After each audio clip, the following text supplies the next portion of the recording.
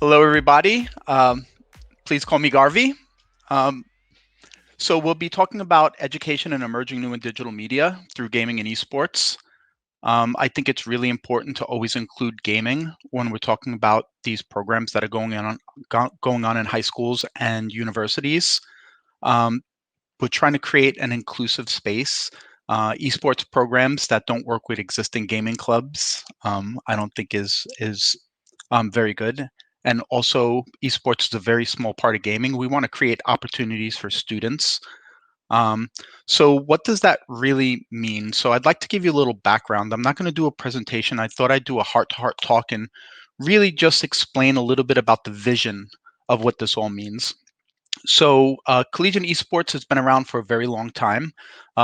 Back in 2008, 2009, the first two collegiate tournament organizers that I worked with was CSL in North America and NUL, the National University Esports League in the United Kingdom. It progressed quite rapidly in 2014 in North America. The first ever varsity scholarship program, which just simply means it's an officially recognized team, just like basketball or football at a university, was created at a small private institution, Robert Morris University in Chicago, Illinois. It was great. It was the first time that students and administrators were working together, teachers and industry meeting students where they are, teaching them these really valuable emerging new and digital media skills, which is inherent in gaming and esports, and really coming together as equals, right? To empower students, let them drive, not so much guessing anymore what students want, but actually listening a little bit and providing them with these great transferable and really, really valuable skills that's just taught through a medium, gaming and esports, that really, really resonates with students. It makes education a hobby, not a chore. 2015, I started the Twitch student program for Amazon and Twitch. Um, and really, it was the only program that was looking to support. There was only one university, but we knew that we had a need, the industry had a need. We had a lot of problems in the industry. We had a lot of known unknowns. There's even more unknown unknowns. So we wanted this program to create a bridge between a new industry that really needs all the help it could get and the educational institutions that serve students. We thought this was a really good idea to kind of try to solve some of these problems by working with universities and reinforcing these skills that are a part of esports and gaming. Hopefully, get students involved in more than just playing the games and competing, but thinking about the surrounding stuff that goes around it. What does marketing look like in digital media? What does a digital marketing strategy look like? What does business development look like? What does journalism look like in digital media and gaming and esports? Um, Everything was in its infancy back in 2015. So we thought it was a good idea to see what was going on in universities.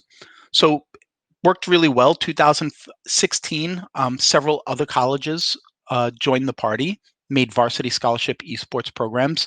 University of California, Irvine, probably being the most famous right now. Fast forward to now, there's over 300 universities in America that have varsity scholarship programs, curriculum, esports arenas, which is really, really great. And we'll go into why those three parts are really important to a program, to really meet students where they are, um, create a way to teach that's a hobby and not a chore. Um, so now, besides being in America, there's a university in the United Kingdom that has the first ever varsity program, officially recognized program by a university. In Spain, there's one. I work in 26 different countries right now with esports and gamings in universities and high schools.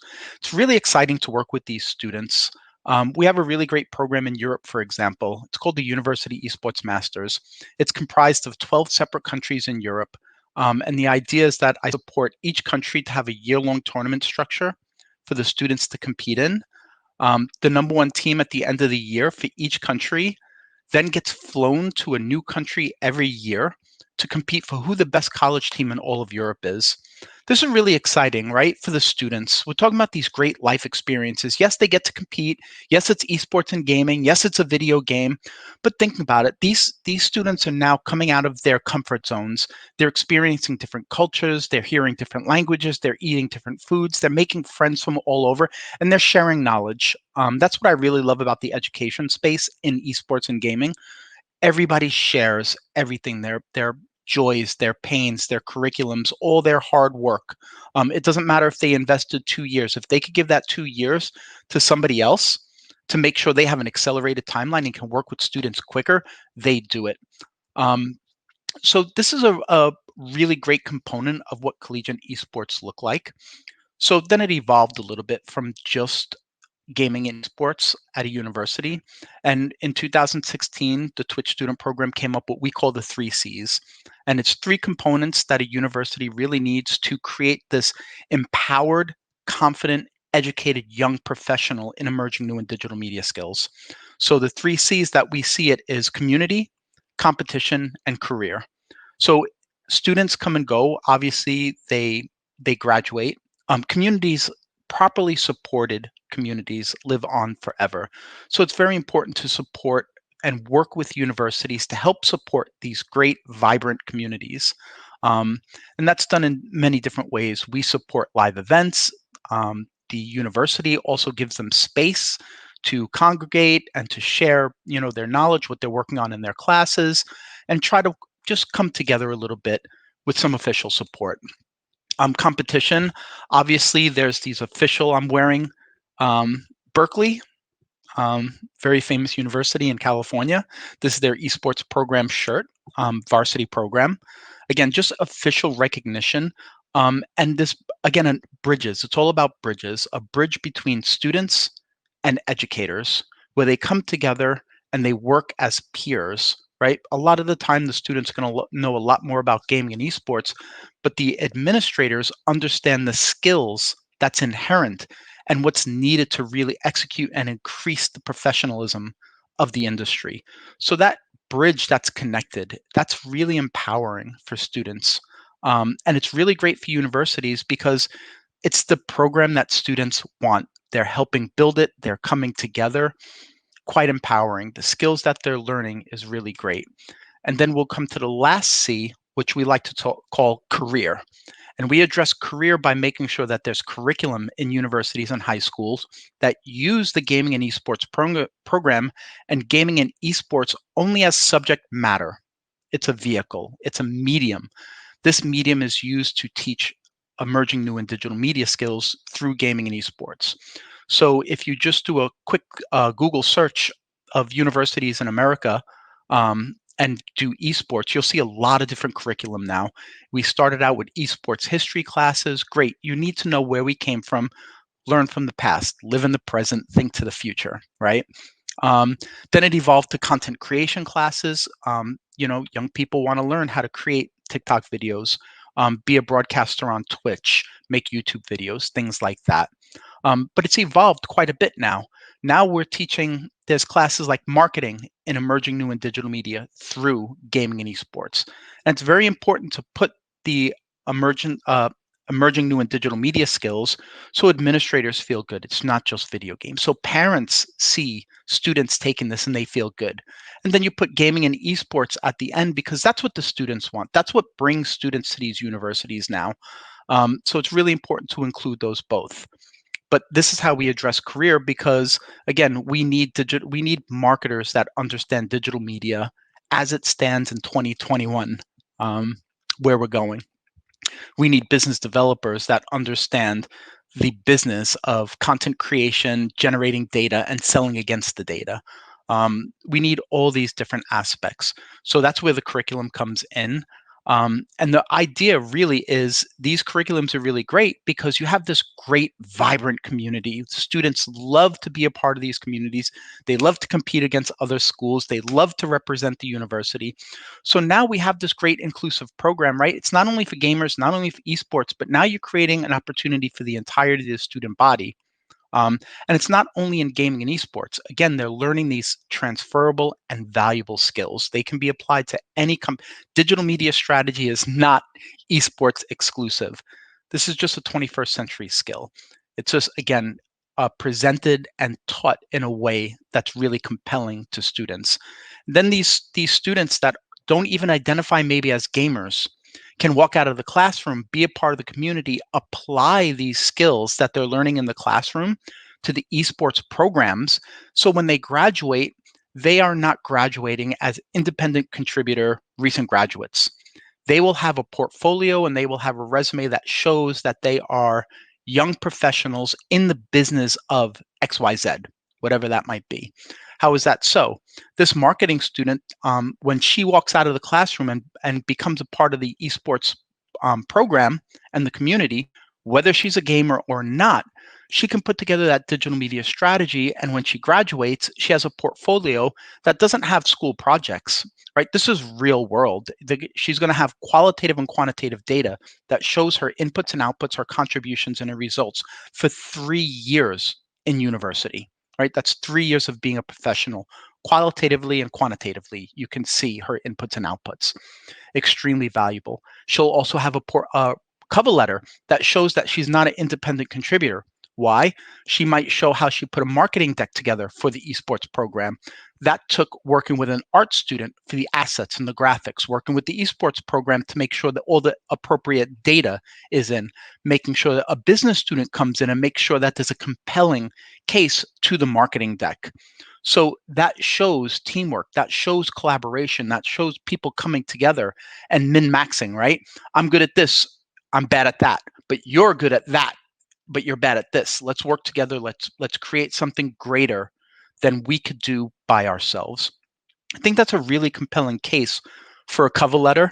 And then it's backed up with a portfolio that actually shows that this young lady is a young professional that they would be lucky to have and help them be part of the 21st century.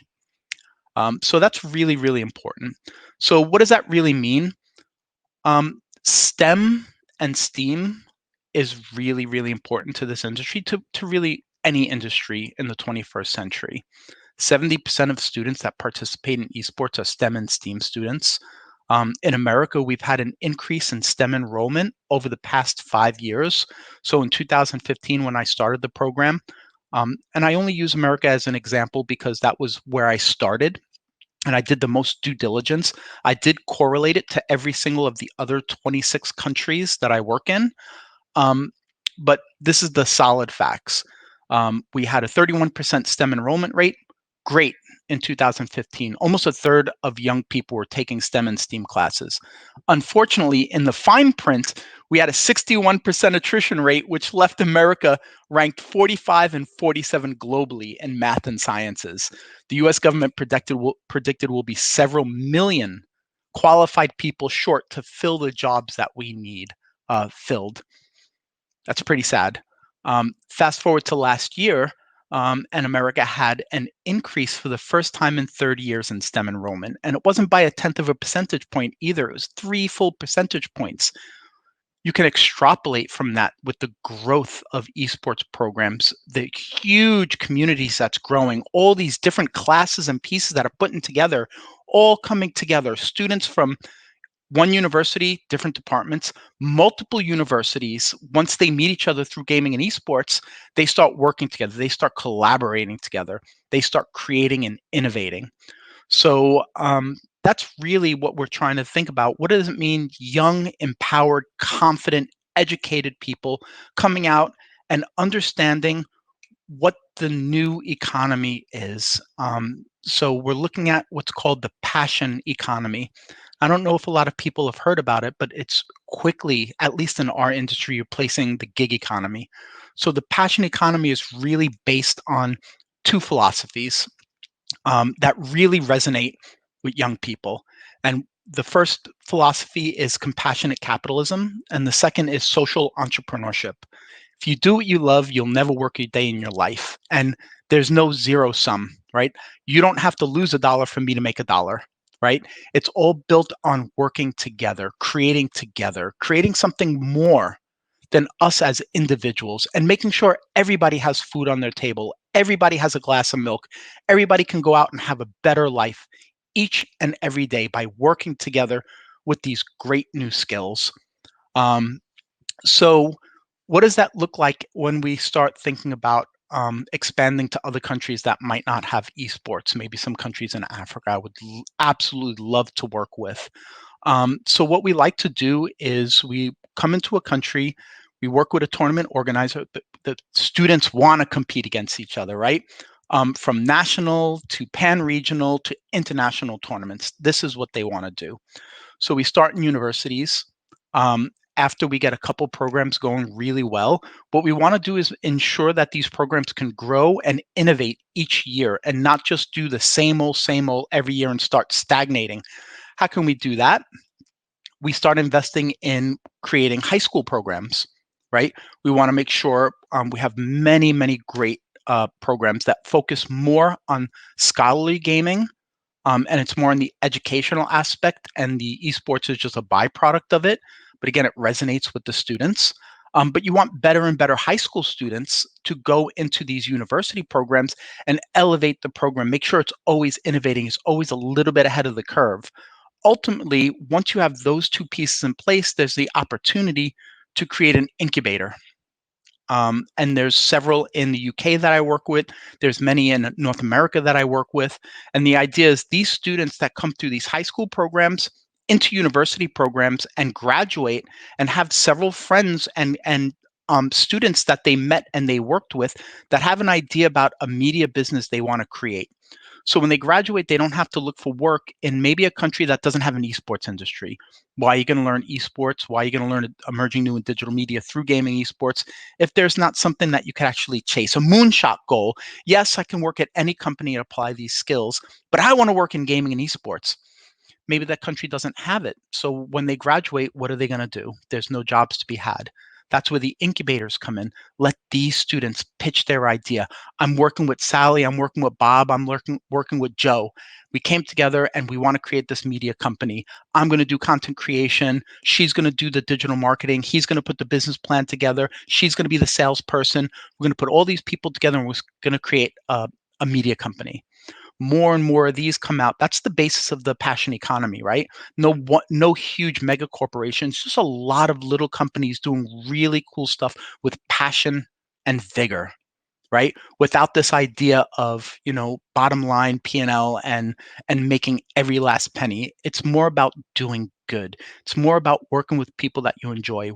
Working with cool people doing cool things is what a lot of the young people tell me is their hopes and dreams. So this is the idea when I come in, and we're doing this in several countries right now.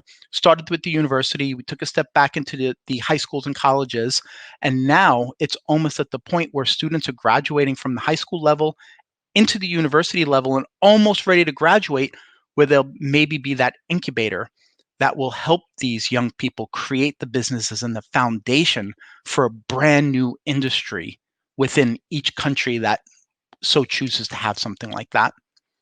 So I think we're running a little um, low on time. I know I wanted to make sure that we answered some questions if there were some questions. But really, the idea is investing in the future, a better future every day, each day to become a little bit better than the last day, instead of 2020 continually clobbering us over the head.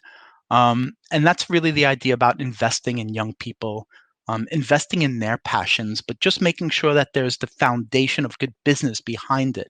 Meet them where they are, let them express themselves, empower them, create this feeling of equity.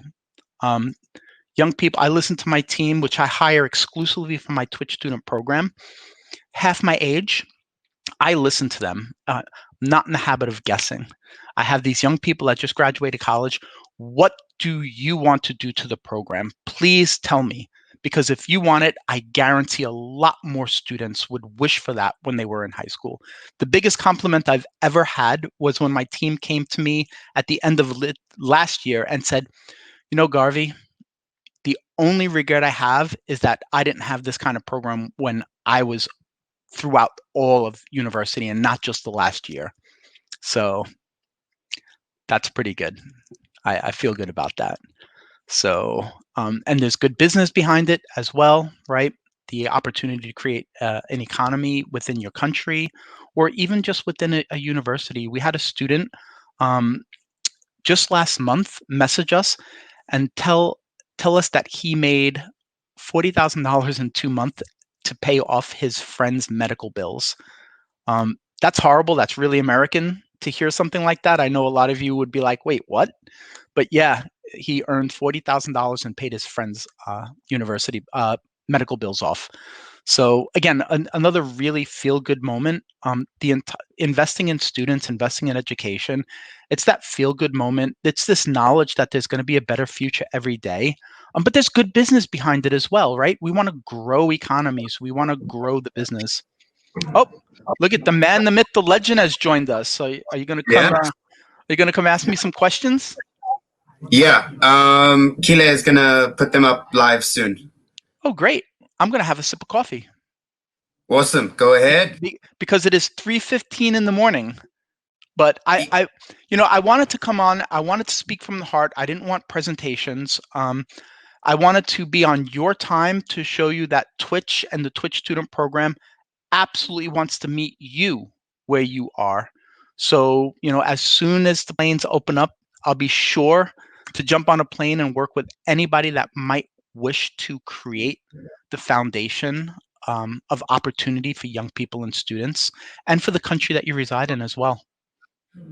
And that's definitely what we're all about here at Comic Con Africa. We're all about new media and new skills. I mean, just last year we were running around venues, putting up branding, and now I'm inside a production van at our studios, running through the. Mm. So it's new skills, new to hosting, just by the way. So awesome. So Garvey, one of the audience would like to know, how do you become an educational streamer? So that's a great question, right? So when we look at broadcasters, what is broadcasting? Why is it so popular? Why is live broadcasting so popular? We're all imperfect human beings, right? We're all missing something in our lives. Broadcasters add that something that you're missing.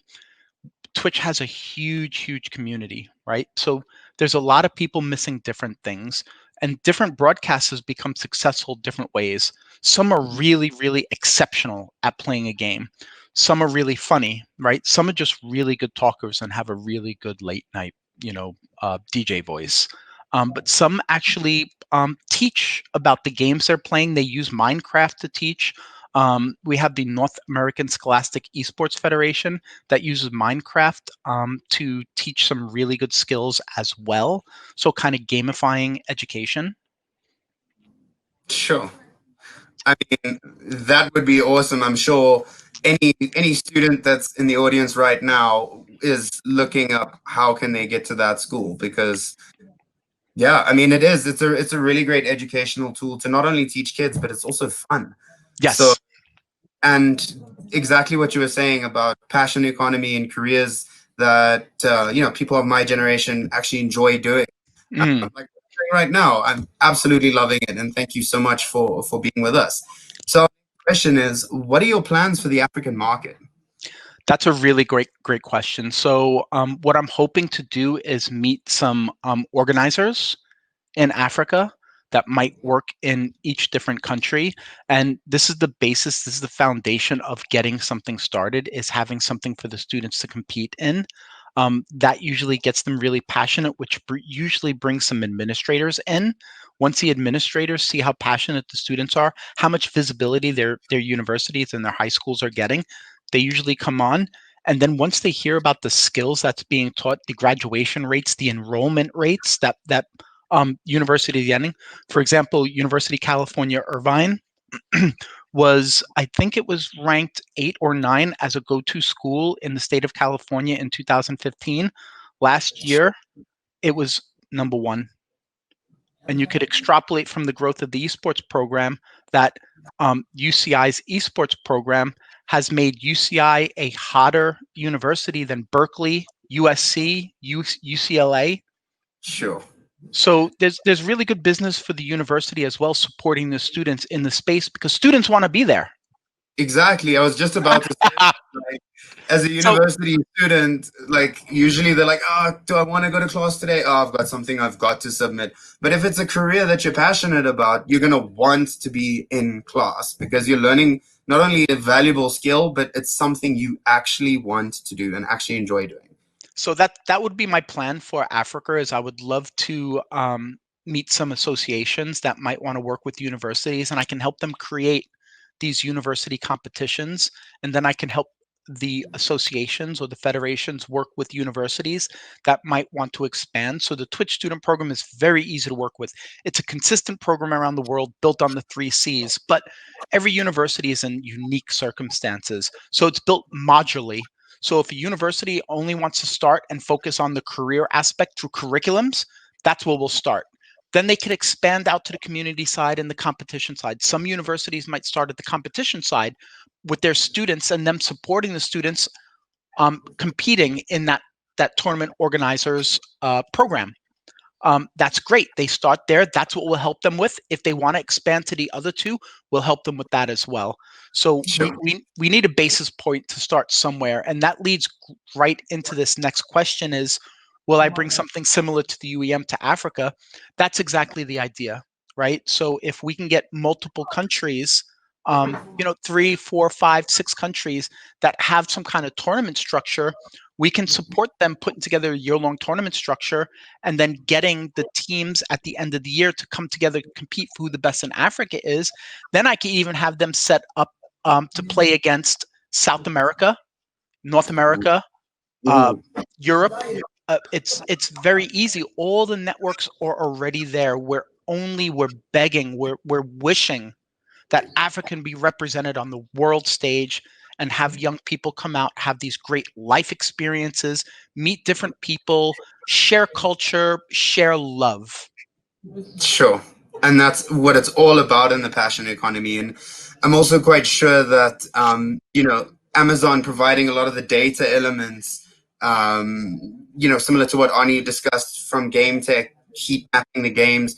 I'm sure that kind of data also pulls straight into Twitch to kind of help guide, the decision making. As you said, you've got a very versatile entry strategy. You first evaluate the market and say, okay, well, where would you like to start? Um, so that's fantastic. Yeah. Uh, Kile, do we have any more questions? Okay, so I think that's all for right now. We But perfect timing. I see the countdown has begun. Like this was actually very well executed. oh, thank you very much. Cool. For those of you who don't know, and we'll surely get to meet Garvey soon. Um, yeah, please call him Garvey, and he's really an awesome person. You can chat to him pretty much about anything regarding media and gaming. So Garvey, I've been doing this 25 years now, from gaming into esports. So, Grandpa Esports here. but still very young and fresh, very so much energy. I can't believe it. So Well, yeah, that's because it's only 3:30 in the morning now. yeah, only right. Well, I want to All right. thank you for having me, and please host me. Tell me when I need to be there, who I need to meet. Um, I'm just in the service of, so please just point me in a direction. I want to help. I really do. Awesome, and we're happy to do that. Great. So thank you so much for your time, Garvey. It's always a pleasure.